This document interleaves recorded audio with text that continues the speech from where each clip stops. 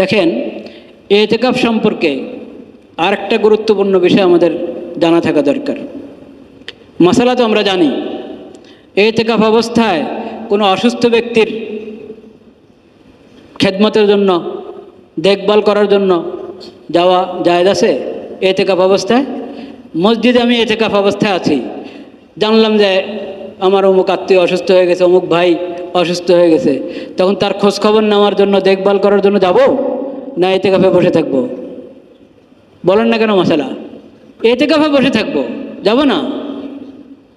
অথচ অসুস্থ ব্যক্তির খোঁজখবর নেওয়া, দেখভাল করা এটা অনেক বড় সওয়াবের কাজ, অনেক গুরুত্বপূর্ণ আমল, এক মুসলিমের আরেক মুসলিমের উপরে বড় হক। কিন্তু ইতিকাফের জন্য আমি আটকা পড়েছি, ইতিকাফের জন্য কি আমি আটকা পড়েছি, এখন আমি যাব না। ওটা ভিন্ন কথা যদি তার খোঁজখবর নেওয়ার জন্য, ওই রোগীর খোঁজখবর নেওয়ার জন্য আর কোনো ব্যবস্থা নাই, আমি না গেলে তার কঠিন হালাত হয়ে যাবে, অন্য কোনো ব্যবস্থাই নাই তার খেদমতের জন্য আমি ছাড়া, তখন তো ইতিকাফ ভেঙে আমি যাব, এটা ইতিকাফ ভাঙ্গা হবে, তখন ইতিকাফ থাকবে না। কিন্তু সাধারণ অবস্থায় ইতিকাফকারী কোনো অসুস্থ ব্যক্তির খেদমত করার জন্য, সেবা যত্ন নেওয়ার জন্য যাবে না। এবং জানাজার নামাজও যাবে না, জানাজার নামাজও যাবে না। জানাজার নামাজ তো মসজিদের বাইরে হয়, তো ওখানে যাবে না, জানাজার নামাজে যাবে না। এখন ঢাকা শহরে জায়গার অভাবে অনেক সময় জানাজা খাট বাইরে রাখা হয়, মসজিদের বাইরে রাখা হয়, এবং মুসল্লিরা মসজিদের ভিতরে থাকে। ইমাম সাহেব মসজিদের বাইরে দাঁড়ান, কখনো কখনো ভিতরে দাঁড়ান, এক এক জায়গায় এক এক নিয়ম। জায়গা থাকলে ইমাম সাহেব কয়েকজনকে নিয়ে মসজিদের বাইরে দাঁড়াবে, যদি ইতিকাফের অবস্থায় না থাকেন তাহলে। কিন্তু আমি বলছি ওজোরের কারণে যদি খাট বাইরে রেখে জানাজার নামাজ মসজিদে হচ্ছে, তো মুসল্লিরা আছে, জানাজা পড়বে মসজিদে, ইতিকাফকারীও সেই জানাজার নামাজে শরীক হতে পারবে, কিন্তু জানাজায় উপস্থিত হওয়ার জন্য মসজিদ থেকে বের হতে পারবে না।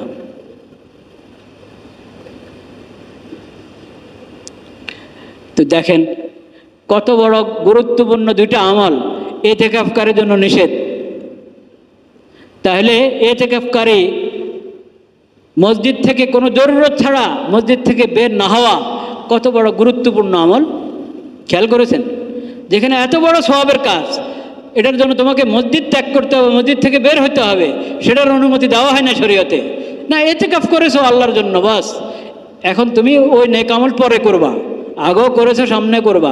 ইতিকাফ রেখে তুমি জানাজায় মসজিদের বাইরে গিয়ে জানাজায় শরীক হবা এবং রোগী দেখতে যাবা, এটা করো না।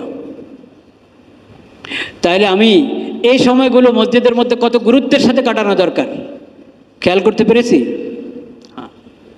মসজিদ থেকে বের হবো শুধু একান্ত জরুরত, মানুষ হিসাবে তার যে সমস্ত ঠেকা জরুরত হয় সে জরুরতে বের হবে।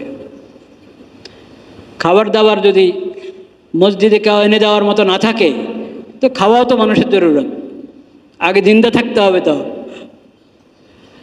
খাওয়ার জন্য বাসায় চলে গেল, খেয়ে চলে আসলো, যদি কেউ না থাকে খাবার এনে দেওয়ার জন্য, খাওয়ার জরুরতে মসজিদ থেকে বের হতে পারবে।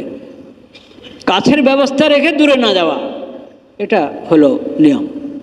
কাছের ব্যবস্থা রেখে দূরে না যাওয়া, জরুরত ছাড়ার জন্য কাছে ব্যবস্থা আছে, তো দূরে না যাই।